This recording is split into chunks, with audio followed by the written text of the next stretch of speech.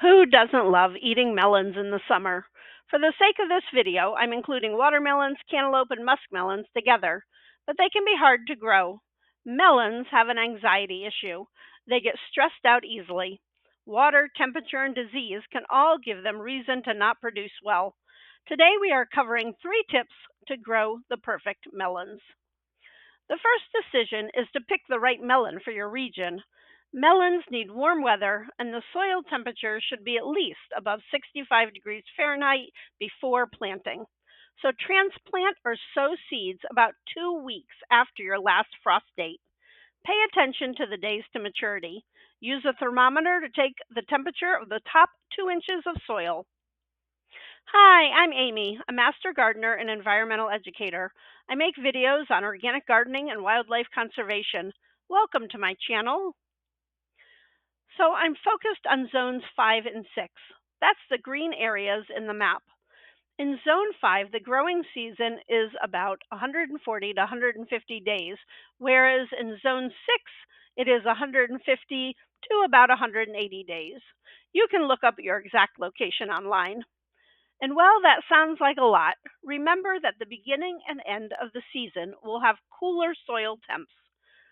Zone 5 friends, look for melons that mature in 90 days or less. Zone 6 can go up to 110 days. Here are some varieties I have grown and recommend. Melons take up a lot of space. Keep in mind the variety for space as well. A large watermelon can have vines 10 feet long. A small watermelon, 3 feet long.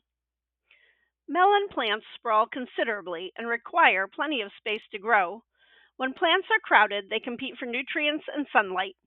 Air circulation between plants is also very important and helps cut down on diseases. Follow spacing guidelines closely.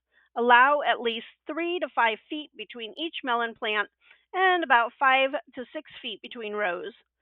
Consider vertical trellising for smaller melon varieties to save space and improve airflow. Soil moisture is important for growth. Apply a layer of organic mulch, such as straw or shredded leaves, to conserve moisture, suppress weeds, and regulate soil temperature. Another advantage of mulch is to keep your developing melons off the ground.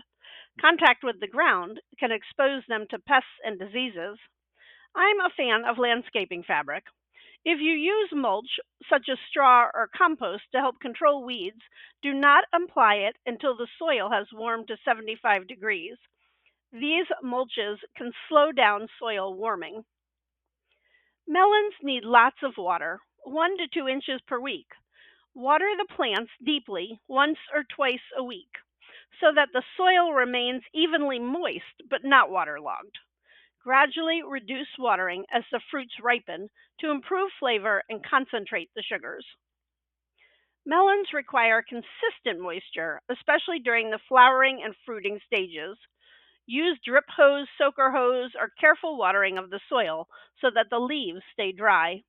Do not use a sprinkler or spray the plants with a hose. Consistent moisture levels also allow the fruit to steadily increase in size and have a good sugar content. Melons have a long growing period and are susceptible to diseases and pests. A number of different wilt diseases affect melons. Leaves wilt on 1 or more vines. Diseases are caused by different pathogens. Keep an eye on the vines and use neem oil for prevention. Powdery mildew can be a problem, and it causes the leaves to die. Check out my video on controlling mildews, and I also have a free download on the website on controlling it organically. Cucumber beetles are attracted to watermelons. Adults have yellow and black markings with either stripes or spots. They feed on the leaves and vines and can transmit bacterial disease. They lay eggs, and the larvae bore into the roots and stems, causing plants to wither. Crop rotation and using row covers are good management practices. They are also attracted to sticky traps, and you can use spinosad, an organic pesticide, on them. I have videos on growing both watermelon and cantaloupe, so check them out. I'm excited for this growing season, and I'm thinking lots of positive thoughts for all your gardening endeavors. Thanks for watching, and have a sunny day.